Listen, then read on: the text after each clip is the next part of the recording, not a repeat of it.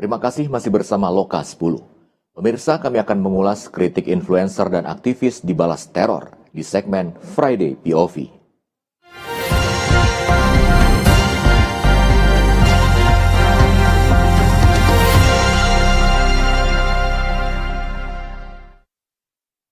Akhir tahun 2025, rentetan aksi teror kembali menggegerkan publik. Sasaran utama teror ini adalah sejumlah aktivis dan influencer. Dugaan sementara menyebut aksi teror berkaitan erat dengan kritik keras terhadap kebijakan pemerintah. Kami akan mengulasnya dalam Friday Point of View.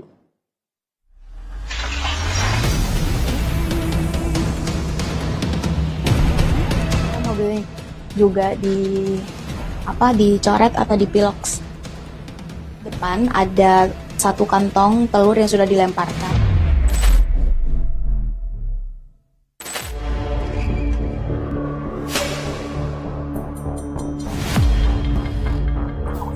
Tahun 2025 tidak ditutup dengan refleksi, tapi dengan bau bensin, bangkai ayam, dan api di depan pintu rumah. Senin malam 29 Desember, DJ Doni dikirimi bangkai ayam hitam dengan kepala terpenggal. 2 hari kemudian, rumahnya dilempar bom molotov pada jam 3 pagi. Di tempat lain, influencer Shirley Ananvita diteror dengan lemparan telur busuk. Mobilnya dicoret piloks.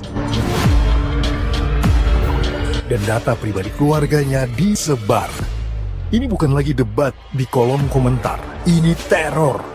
Ketika kritik dibalas molotov, ini bukan kebebasan berekspresi. Inilah evolusi teror di Republik kita. Dengar baik-baik, ini bukan lagi soal komentar pedas atau status di media sosial. Ini teror nyata. Api, bangkai, ancaman di depan rumah warga. Mereka tidak salah, mereka tidak berbohong. Mereka hanya berani berbicara, dan karena itu mereka diteror.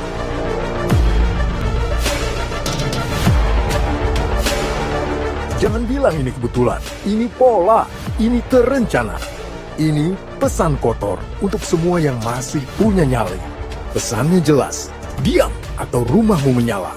Diam atau keluargamu diincar.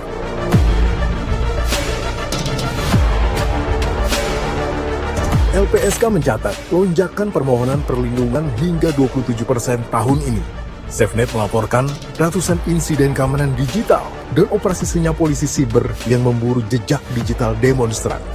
YLBHI menyebut kita sedang mengalami pendekatan keamanan yang makin represif. Amnesty International bahkan melabeli tahun 2025 sebagai tahun malapetaka nasional HAM.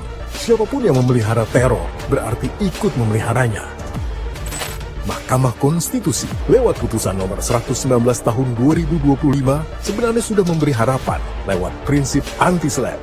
Pejuang lingkungan dan pengkritik tidak boleh dipidana. Tapi kenyataannya, aturan di atas kertas tidak mempan melawan api molotov di lapangan. Lalu di mana negara? Di mana hukum? Di mana perlindungan saat warganya dibakar perlahan? Jangan suruh kami tenang. Kami marah karena kami takut. Dan ketakutan ini dibiarkan tumbuh. Hukum boleh ada di atas kertas, tapi di lapangan api lebih cepat. Ini bukan peringatan kecil, ini sirine darurat demokrasi. Jika teror ini tidak diusut sampai akar, maka jangan tanya kenapa rakyat takut berbicara.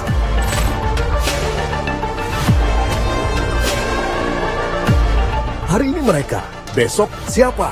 Lusa bisa kita semua. Diam itu bukan netral, diam itu pengkhianatan. Diam hari ini adalah antrian untuk diteror esok hari. Dengar baik-baik, kami tidak akan diam, karena saat suara hati mati, yang hidup hanya teror. Sampai jumpa di Friday POV pekan depan.